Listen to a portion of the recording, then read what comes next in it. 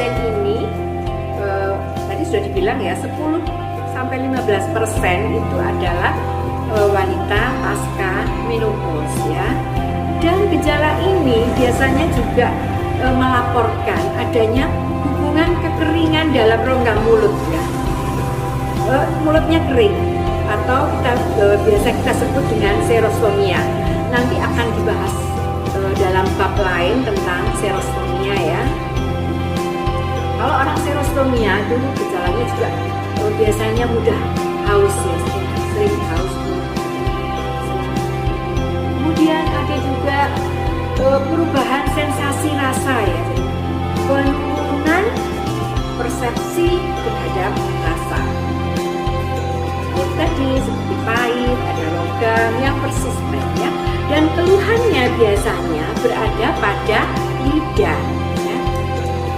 Nah, pada lidah ini pada beberapa orang lokasinya juga berbeda. Ada yang keluhannya terasa pada 2/3 anterior lidah, itu paling sering, sekitar 71%. Kemudian ada yang berada di mukosa bibir bawah itu 50% ya, ada yang di dorsum lidah, ada yang di palatum durum ya, bahkan ada yang berada di mukosa lain. Selanjutnya adalah manifestasi klinis atau gambaran klinis di dalam rongga mulut ya. Nah, pada beberapa orang kelainan ketika diperiksa itu semuanya bagus, tetapi biasanya lidahnya didapatkan ada fissure tongue. Fissure tongue itu apa? Jadi masih ingat ya? Fissure tongue adalah lidahnya yang ada bergaris-garis ya. Kemudian juga kadang didapatkan adanya geographic tongue, karena lidahnya itu terdapat gambaran pulau-pulau ya. Pada umumnya, sekitar 75% pasien dengan Burning Mouth Syndrome tidak menderita kelainan klinis. Tidak ada keluhan ketika diperiksa itu rongga mulutnya bagus ya. Yang biasanya bagus, tapi kadang-kadang ada juga dalam lidahnya terdapat atrofi.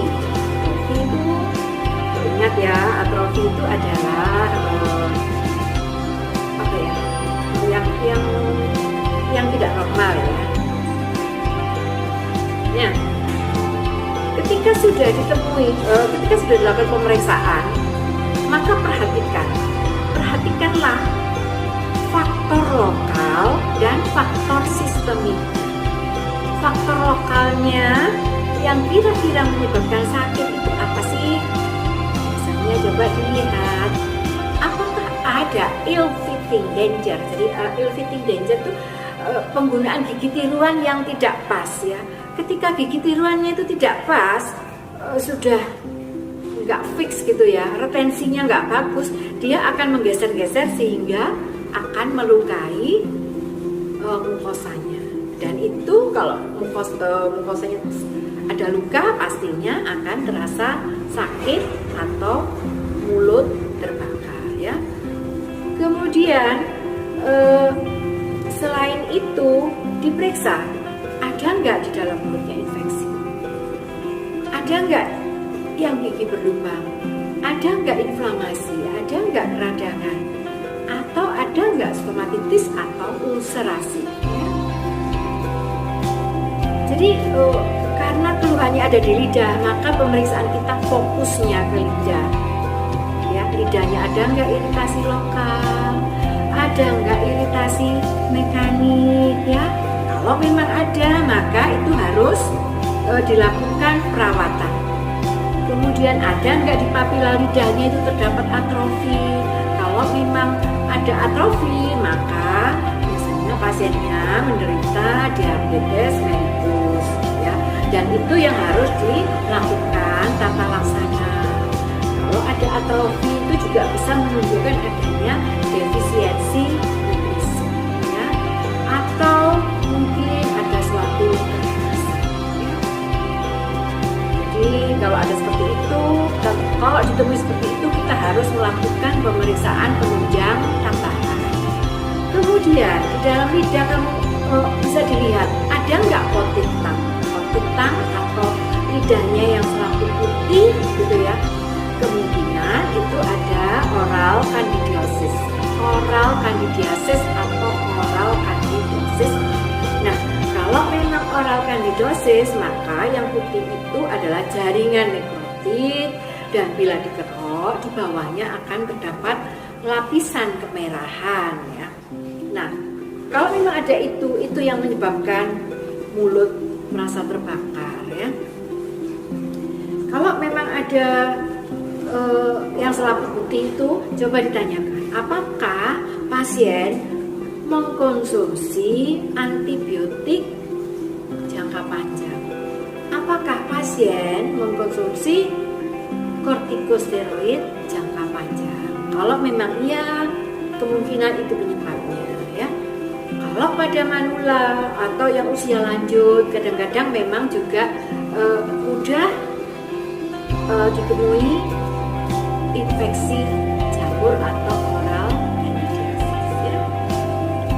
Selanjutnya, pasien dilakukan pemeriksaan laboratorium ya. Diperiksa apakah pasien ini ada anemi perniciosa atau anemi defisiensi atau diabetes mellitus ya. Kalau memang pasien mengeluh adanya tanda dan gejala seperti itu, seperti berat badannya semakin menurun ya, sakit tulang, kemudian ada diare, maka selanjutnya pasien dirujuk ke dokter spesialis penyakit dalam atau internis untuk dilakukan evaluasi lebih lanjut ya. Nah,